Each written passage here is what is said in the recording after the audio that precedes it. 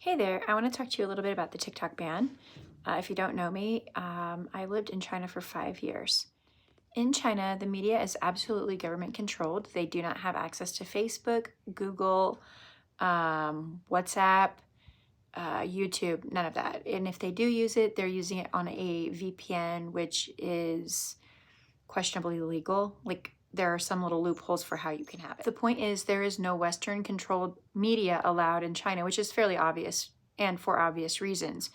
Why on earth would America allow a Chinese government controlled entity such as TikTok to infiltrate our own social fabric? So if you look at Chinese social media, you'll notice that there's a lot of social programming that occurs.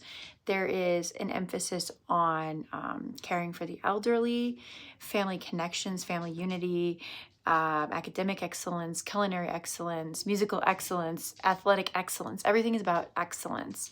Of course, the government in America has seen that there is a major discrepancy between what is promoted in America versus what is promoted in China. And some would argue that it's algorithmic. So, I don't know if it's chicken or the egg, like, is it first that we like smut, so therefore we get smut?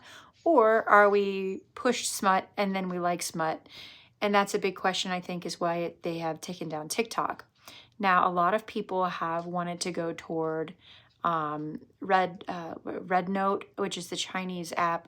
In Chinese, it's called xiao. Xiao was never, or Red Note was never intended for Americans or for an American audience. And there is a lot of content that is very unique to what Chinese people like. I'll show you a couple of the front page items for me. As you'll see, there's a bit of foreigner content and some anorexia content on here. To the average American, this level of skinniness is fairly horrifying, but it's celebrated in China. This woman is emphasizing her collarbones and breastbones, as that is apparently aesthetically pleasing to some people, though I have to say that is not the norm that I observed in China. In fact, I'm not sure I ever saw anybody that looked like that or advertised their body in that way. In fact, most people don't reveal their bodies. This looks as though it is some anti-foreigner sentiment. There is some of that going on, though I didn't listen. It could be a ruse. I've actually been on xiao for a little minute, not as a TikTok refugee, because actually I've never had TikTok.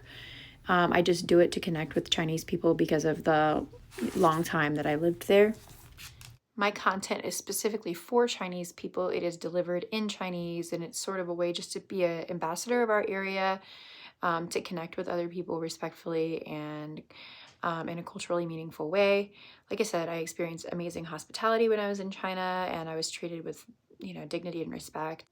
So I definitely want to extend that to Chinese people when they come to America. And I truly appreciated when people would speak English to me in China, and it helped me to navigate subways and trains and planes and things like that. And now that I speak Chinese, I actually would love to be the helping hand to somebody who maybe needs help or doesn't speak English that well, that kind of thing. One last point, Chinese people tend to be very interested in foreigners. They tend to be very polite, very open, very innocent, very sweet. They love to speak your language. They love to show you even your best attempt at ni hao. They'll get so excited, so happy that you tried. So please extend them the same courtesy. Be as good as they think you are. China is not a multicultural place. They have not had a lot of experience with foreigners. Many of them have never traveled out of the country.